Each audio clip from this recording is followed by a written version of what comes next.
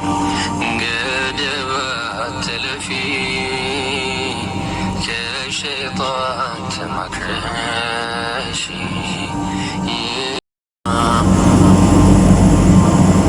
يا ربنا أتمم لنا نورنا واغفر لنا. አሰላሙ አለይኩም ወራህመቱላሂ ወበረካቱ። ውድና የተከበራችሁ የሳዳ ዩቲዩብ ቤተሰቦች እንዴት ናችሁ? ከኔ ጋር አለሁላችሁ አልሐምዱሊላህ። ለኩሉ ሁሉ ሰላም ሁሉ መልካም ነው።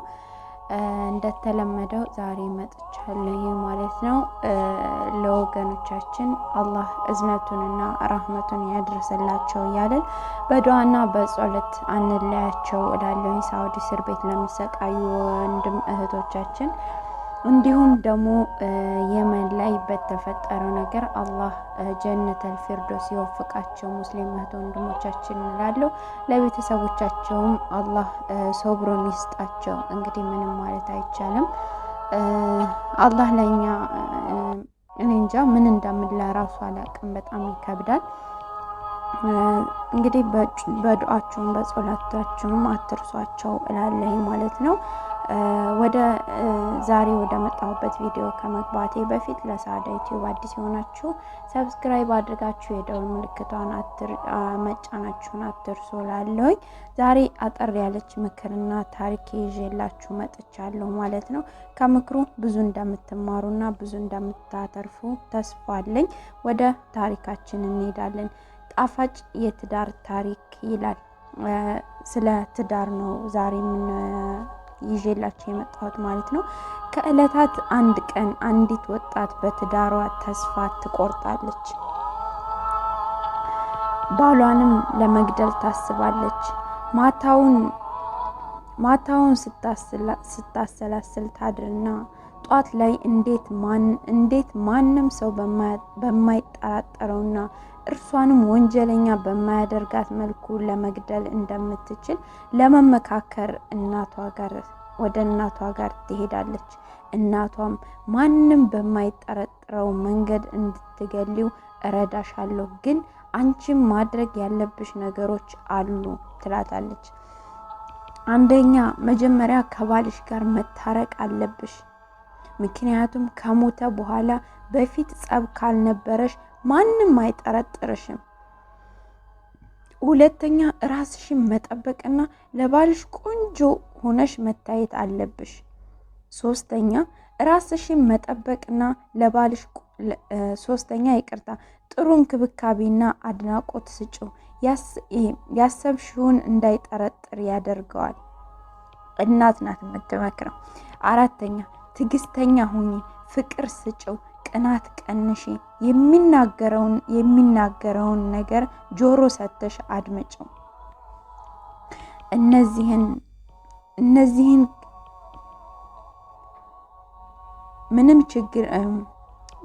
እነዚህን ነገሮች ማድረግ ትችያለሽ ብላ ጠየቀቻት። እናቲቷ ምንም ችግር የለውም እማ፣ ብቻ እርሱን የምገርልበት መንገድ ንገሪኝ አለች ልጅቷ። እንደዚያ ከሆነ ምን ማድረግ እንዳለብሽ እነግርሻለሁ፣ በደንብ አድምጪኝ አለች እናት። ሱብሃንአላህ።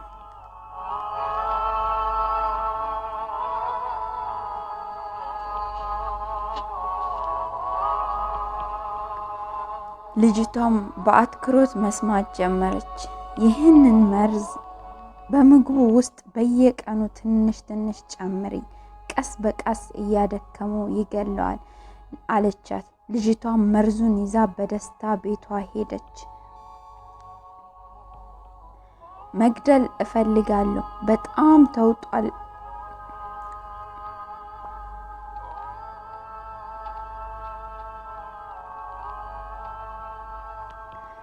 በጣም ይከብዳል ወላሂ ላዚም።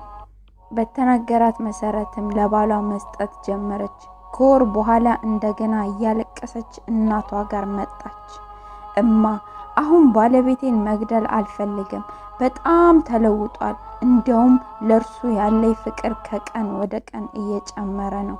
እባክሽ እማ፣ መርዙ እንዳይገለው ምን ላድርግ ብላ ጠየቀች። ያለ እርሱ መኖር አልችልም አለች። ስቅስቅ ብላ አለቀሰች። እናትም አይዞሽ ልጄ አታልቅሺ፣ የሰጠውሽ መርዝ አልነበረም፣ የደቀቀ ስኳር ነበር። በእርግጥ መርዝ የነበርሽው አንቺ ነበርሽ። ያ ነበር ባለቤትሽን ቀስ በቀስ እየገደለው የነበረው። አየሽ አይደል ፍቅርና እንክብካቤ ስትሰጪው እንዴት አይነት መልካም ሰው እንደሆነ። ስለዚህ ከዚህ ተምረሽ ለባልሽ መልካም ሚስት ሁኝለት አለች እናት ብላ ነገረቻት። የኔ እህት ወንድም ልጅ የፈለገ አረመኔ ቢመስል ልቡ ገራገር ነው። በፍቅር ልታሸንፊው ትችያለሽ። መልካም ሚስት ሁኝለት ያሉትን አስታወሰኝና በረኪናውን ወደ ፍቅር የምትቀይሪበትን መንገድ ፈልጌ ምክሬ ነው አለች እናት። እና ውዶች በጣም ወላሂ እኔ እንጃ እኔ እየተንገዳገርኩ እንትን ያልኩላችሁ በጣም እንትን ውስጤን ስለተሰማኝ ነው። ሀቂቃ መርዝ ቢሆንና ይሄስ ልጅ ቢሞት ብዬ ማለት ነው። ግን እኔ እንጃ ወላሂ በጣም ይከብዳል ማለት ነው። በጣም ማለት እኔ እንጃ እኛ ሰው ላይ ለምንረጨው መርዝ እንሮጣለን፣ ሰዎችን መጥፎ እናደርጋለን። ግን እኛን ነው መጥፎዎች ብለን አንድ ቀን አስበን አናውቅም ማለት ነው። ግን ወንድ ልጅ ብቻ መጥፎ ነው ብለን መወሰን የለብንም። እንዲሁም ደግሞ ሴት ልጅ ብቻ መጥፎ ናት ወይም ሴት ልጅ ጥሩ ናት በቃ እንደዚህ ብለን ራሳችንን ከፍ ማድረግ የለብንም ማለት ነው። አሁን ይሄ ታሪክ እንግዲህ እናቷ ትክክለኛ መርዝ ብትሰጣት ኖሮ ይሄ ልጅ ሞቶ ነበረ። እናቷ ግን ትክክለኛ መርዝ ሳይሆን የሰጠቻት ያኔ ትዳሯን የምታጣፍጥበትን ነገር መከረቻት፣ ዘከረቻት። ልጅቷን ምክሯን አንስታ ያኔ ልጅቷ እሱን ለመግደል ነበር ያሰበችው። ግን እናቷ የሰጠቻት መርዝ የሚገል ሳይሆን የሚያስተምር ነበር ማለት ነው። ሀቂቃ በጣም ደስ የምትል እናት ናት። እንደዚህ አይነት እናቶችን አላህ ያብዛልን እላለሁ። አንዳንድ እናቶች እንዴ ልጄን ከበደለ ለምን አላደርግም የሚል ይኖራል። ያኔ ሁሉም ጥሩ ነው ሁሉም መጥፎ ነው ማለት እንደማይቻለው ሁሉ ማለት ነው። እና በቃ እኔ እንጃ ወላሂ በጣም ነው የሚከብደው። ያኔ ምን ያክል እንደሆንን ማለት ነው። ባንጨካከን ጥሩ ነው። ወደ መጥፎ ውሳኔ ሸይጣን በመሀላችን ከማስገባታችን በፊት በቃ የሆነ ነገር ከመወሳወሳችን በፊት መጀመሪያ ላይ ምንድነው እስኪ ምን አጉድያለሁ ምን አላጎደልኩም በቃ ይሄን ነገር ማለት ነው። ወንድ ልጅ ነው መቼም እንክብካቤ ይፈልጋል፣ ጭቅጭቅ አይፈልግም። የሆነ ነገር ሲናገር ጆሮ ሰጥቶ የሚያዳምጠው ሰው ይፈልጋል። ያ ነገሮች አሉ ማለት ነው። ይሄን ነገሮች ብናሟላ ጥሩ ነው ብዬ አምናለሁ ማለት ነው። እና ሌላው ደግሞ በቃ ሌላው ያው ጥሩ ሚስት ለመሆን መሞከር ነው ማለት ነው። ሌላ ቦታ ከመሄድ በፊት ወደ መጥፎ ነገሮች ከመሄድ በፊት ጥሩ ሚስት እንሆን። እንክብካቤ ይወዳሉ። በዛ ላይ እኛ ንጹህ ስንሆን ይወዳሉ። እንደዚህ ዝርክርክ ብለን ምናምን መቼም ስንጠብቃቸው ማንም ቢሆን ደስ አይለንም። እሱም ቢሆን እንደዚህ ሲዝረከረክ ምናምን እኔ ቢሆን ደስ አይለኝም። እኔ አሁን ባሌ ቢዝረከረክ ያኔ ጥርት ባይል ምናምን ደስ አይለኝም። መቼም ያኔ ያለ ኑሯችን ኑሮ አልለውም፣ ግን በዛው በአቅማችን ባለን አቅም ሽቶ ገዝተን ብቻ እኮ አይደለም መዋብ ያለብን፣ ወይም የሆነ ጥሩ ገዝተን አይደለም እኮ ራሳችንን ንጹህ ነገር መሽተት ያለብን። በሳሙናም ታጥበን እኮ ንጹህ መሆን እንችላለን። ቤታችንን ፍቅር መሙላት እንችላለን ማለት ነው። አላህ ከደጋጎቹ ያድርገን። እንዲሁም ጥሩ ትዳር ከኖሩት አላህ ያድርገን። የፋጡማና የከድጃን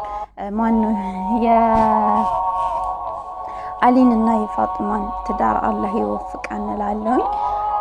በቃ ለዛሬ ይዤላችሁ የመጣሁት ምክር ይሄን ይመስል ነበር። ከታሪኩም እንዲሁም እኔም ከጨመርኩላችሁ ምክር እንደምትረዱ እንደምትማሩ ተስፋ አለኝ እላለሁኝ። በሌላ ቪዲዮ እስከምንገናኝ ወሰላሙ አለይኩም ወራህመቱላሂ ወበረካቱ። ላይክ፣ ሼር፣ ሰብስክራይብ፣ ኮሜንት ማድረጋችሁን አትርሱ። ለምሰጡኝ አስተያየት ሁሉ እጅግ አድርጌ አመሰግናለሁ። ወሰላሙ አለይኩም ወራህመቱላሂ ወበረካቱ።